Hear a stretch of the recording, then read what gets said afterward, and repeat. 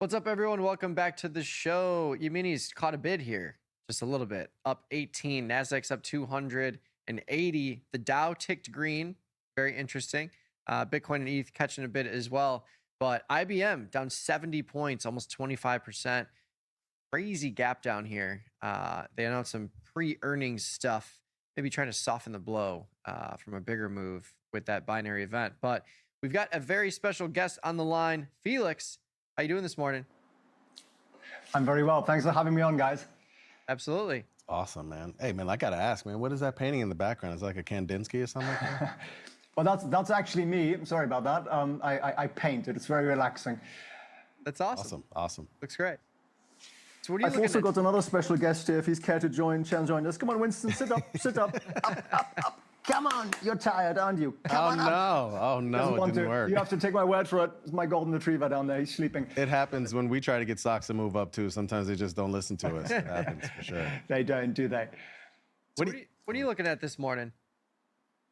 Well, to me, honestly, the big story really of the week is, and I've been watching this for some time, is it's a combination of the SpaceX bond, AI debt generally, the circular financing in AI. I think IBM being down 20-odd% this morning, as you just mentioned, is kind of the thing we were hoping wasn't going to happen this earnings season, right?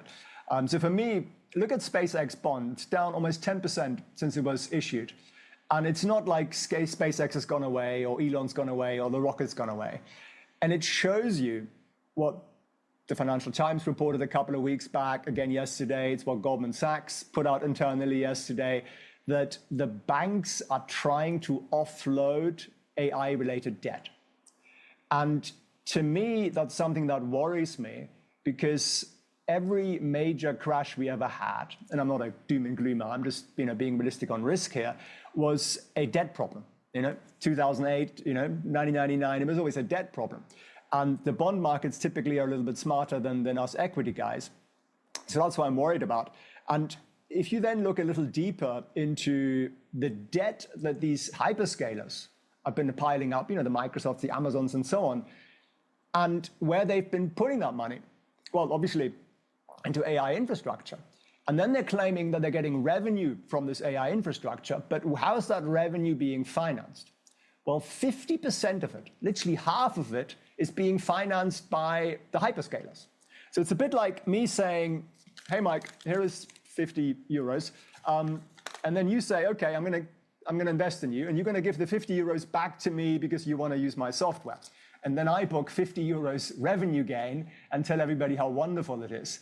And it isn't illegal. It's called vendor financing. But the scale of it, we have never, ever seen before.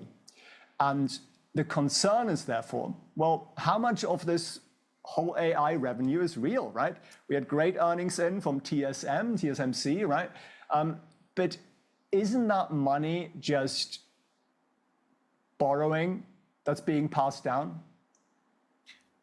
Yeah, it does seem like that, Felix. But at the same time, and I'm kind of with you to some degree. I mean, you're right. A lot of times it's usually too much bond issuance or maybe over leveraging, right? Which you could definitely argue about over leveraging, and that's a convo for another time. But to this bond thing about AIs, I was talking with Mike about this after the holiday was in northern Wisconsin, which was not far from the Lake Michigan where I was, the town Sheboygan, and there was a huge data center, massive. So many. I mean, it was I don't even remember the size of it. I want to say it's $600 billion data center. I'm not sure, but wow. Which is probably too much. But it was just big. And you're seeing these build outs, and you're seeing we did a couple of months ago see all this passing of money between Oracle, between NVIDIA, or whatever. Doesn't it seem though as just they're just buying time for these things to work?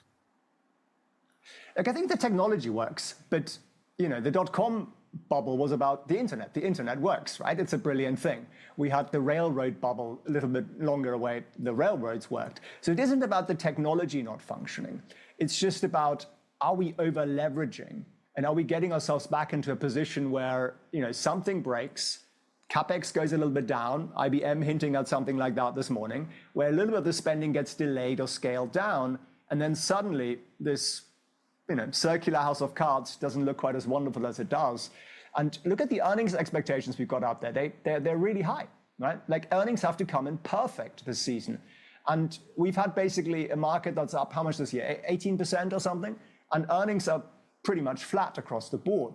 So it's a small thing that could start to unwind this kind of perfection that the market's expecting. And what I see, we've taught like 25,000 people or something how to manage their risk better. And what I see when I look at all those portfolios, it's AI, and it's AI. And it worries me because I think people are taking too much risk, because a lot of this risk that I'm talking about here is already in your 401ks. It's in your pension funds. It's in your target date funds. Not because you want it to be, it just happens to be there. So people have massive exposure to tech and AI. And I think people should look at their portfolios and maybe think about buying some other stuff. Yeah, I think that's fair. And I always look at it from the lens of capex. The bigger capex gets, the less runway you have.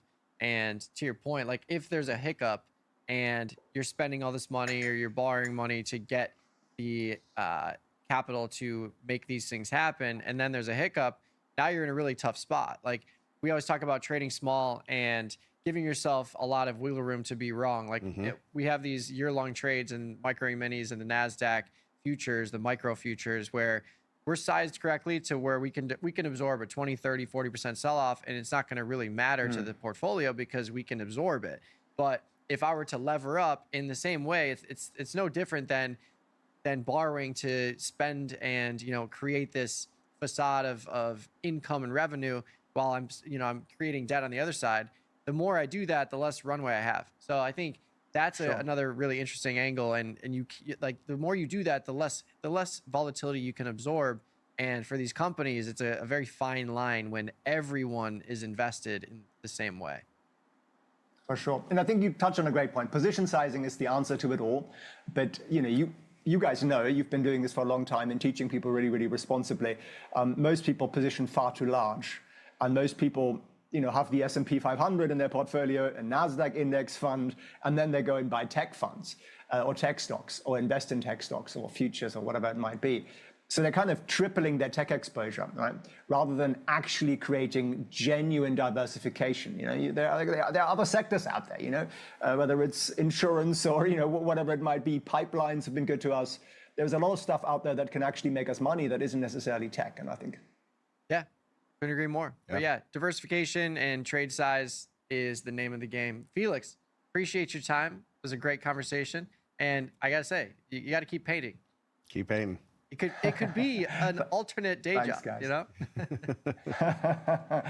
Yeah, hopefully there will be no day job for me. But yeah, thanks, guys. I appreciate that. Good to meet you.